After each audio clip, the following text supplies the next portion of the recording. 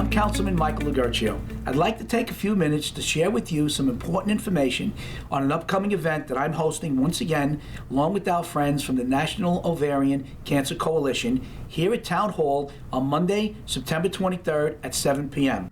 I'd like to introduce Stephanie Taylor from the National Ovarian Cancer Coalition, Long Island Chapter Manager, and Noelle Corris, who is a 3-year ovarian cancer survivor. Welcome, ladies. Thank you for having us. Thank you very much for having us. My pleasure. Today. Stephanie, what are some of the statistics that are associated with ovarian cancer? 1 in 78 women will be diagnosed in their lifetime with this devastating disease. If the disease is diagnosed early, at stage 1, a woman has a 90% chance of a 5-year survival rate. However, what is very frustrating about ovarian cancer is that the disease is often diagnosed in the later stages, making it much more difficult to treat. Therefore, the statistics go to about 70% of those are diagnosed in the later stages, and out of that, 28% will have a 5-year survival rate. But I want all women to know that you are not a statistic. A statistic is just a number. You are still somebody's mother, daughter, sister, and friend, and you need to be your best advocate. So tell us why it's so important that we advocate for early detection. One of the biggest frustrations about ovarian cancer is that there are 30 different subtypes, but also there is no early detection test. When a woman goes to the gynecologist and has a pap smear, that is not detecting ovarian cancer.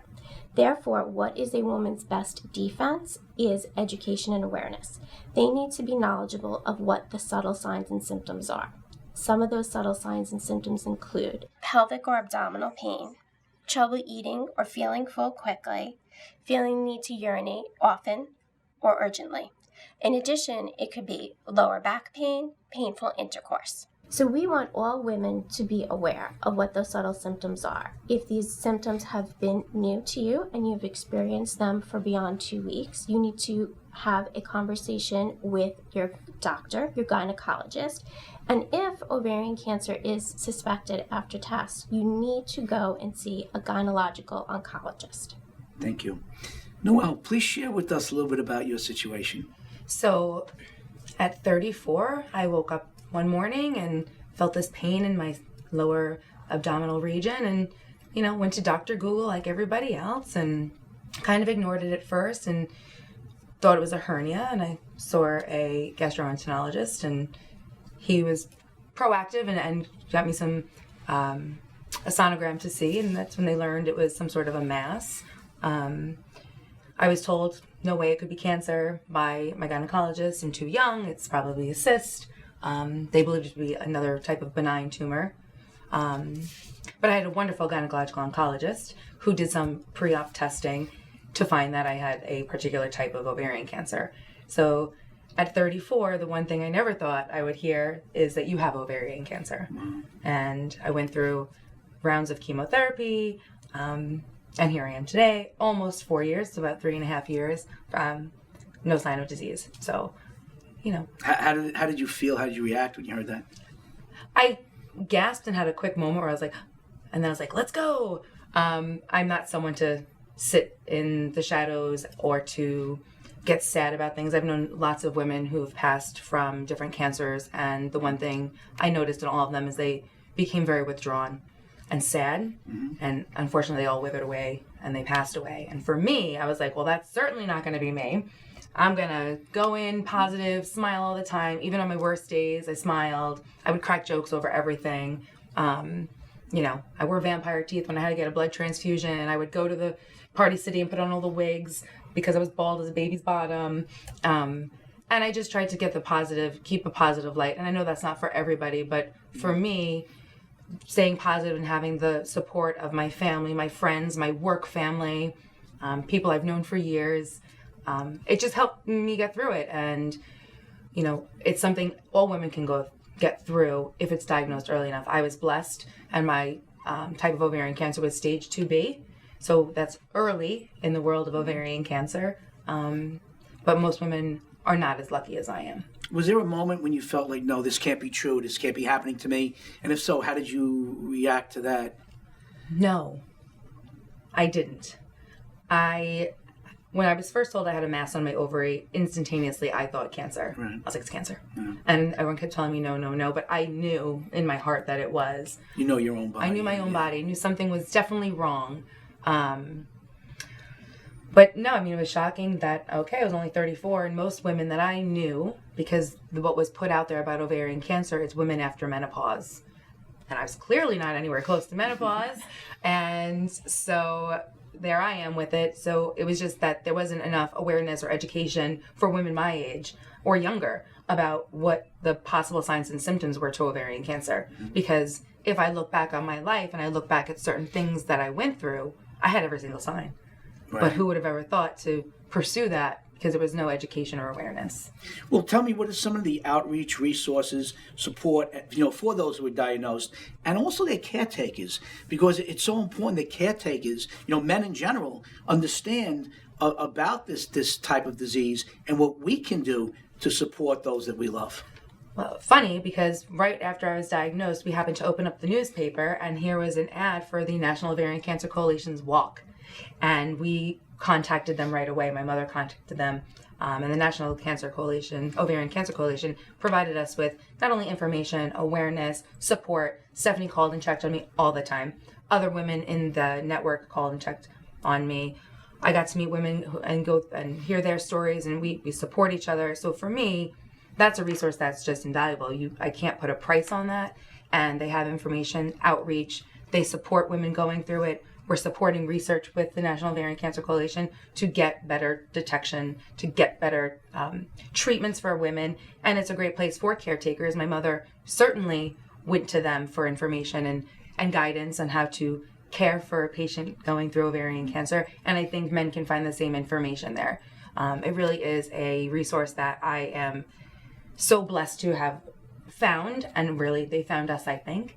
And I think all women and men and anyone who has a concern should definitely turn to the National Ovarian Cancer Coalition for some information. And that's exactly why these events are so important, because I like with myself, I've been in a situation where very close loved ones have been diagnosed with cancer, and especially if it's a female situation, I may not know how to react to that, how to support them, how to love them to a point where I'm helping them through this, right? Because I may not have enough knowledge about it, right? And that's why these events are so important. And then one more question: sure. What do we say to women that maybe say, I don't want to know, I don't want to go for the test, I don't want to be diagnosed? There's a lot of fear involved. I think there's a lot of fear in the C word in general, the cancer word. But women, it is so deadly and it's so quiet. That ovarian cancer, and it might be scary, but you have to be proactive with your own body as a female.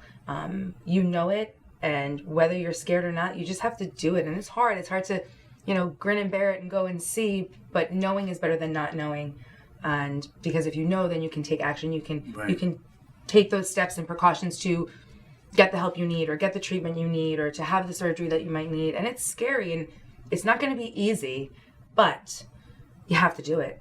You just have to. That's the thing. You have to do it. And I would also like to interject is that all women need to know they have to be their own best healthcare advocates. You have to know your body. If you feel something, say something. It's better to say something than to ignore it. What are women so pivotal in doing? We dismiss, we ignore, and we deny. And we have to stop that. We have to put our own healthcare first, because we are the caretakers of our family. And because of that, your role in the family unit is so important. You have to make sure that you put yourself as somebody that deserves the care and the recognition for what your body may be going through. We're not here to scare people away. We're here to scare people awake, make you aware of what those subtle signs and symptoms are. And Noelle, being diagnosed in her early 30s, really brings up a very good point. This disease knows no age. And that is something that we really want women to understand, is that you need to be aware of these subtle signs and symptoms to make sure that you advocate for yourself.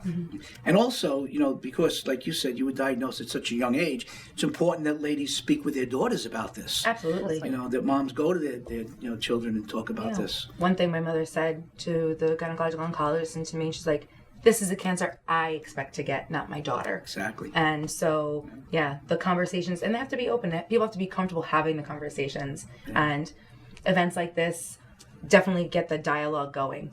And that's super important. At the event, who can we expect will be joining us, and what can we expect to learn that night? So the night of our Teal Connections Ovarian Cancer Knows No Age panel discussion, we are going to have the pleasure of having women from different decades to represent that ovarian cancer does not know any particular age, and all women are at risk. We need to drive that point home. So we will have Noelle speaking on behalf of women in their 30s. We have a beautiful young woman speaking on behalf of somebody in their 20s, another woman speaking on behalf of women in their 40s, and then in their 50s. And I think what's really important is that we are going to hear the most moving stories about strength, resilience, courage, love, support that women get from each other as being part of the National Ovarian Cancer Coalition's network, and just about how important it is to extend a helping hand and to be kind to one another.